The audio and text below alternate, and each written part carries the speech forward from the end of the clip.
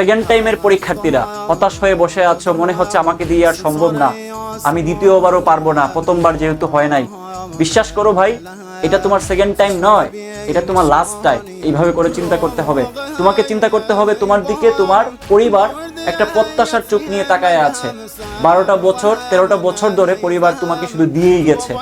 এখন সময় আসছে কঠোর পরিশ্রম, কঠোর চেষ্টা এবং অধ্যবসায় দিয়ে তাদেরকে সেই প্রত্যাশাটুকু ফিরিয়ে দেওয়া। তাদের চোখের দিকে তাকায়া হইলেও তুমি এখন চেয়ার টেবিলে বসতে হবে। তোমার যতই কান্না পাক, যতই তোমার পড়তে ইচ্ছা না করুক, যতই মনে হোক আমাকে দিয়ে সম্ভব না, যতই মনে হোক এটা একটা বড় মরিচিকার মধ্যে পড়ে আছো, বিশ্বাস করো ভাই, যে শেষ পর্যন্ত লড়তে পারবে, যে শেষ পর্যন্ত হালটা ধরে থাকতে পারবে, সেই গেইনার, শেষ পর্যন্ত সেই চান্স পায়। আমার এই দীর্ঘদিনের সেকেন্ড টাইমের স্টুডেন্টদের সাথে কাজ করার সুবাদে বলতেছি, তুমি যদি শেষ পর্যন্ত লড়ে যেতে পারো, একদম ওয়ান ম্যান আর্মির মতো, শেষ হাসিটা তুমি হাসবে, শেষ হাসিটা তোমার পরিবারই হাসবে।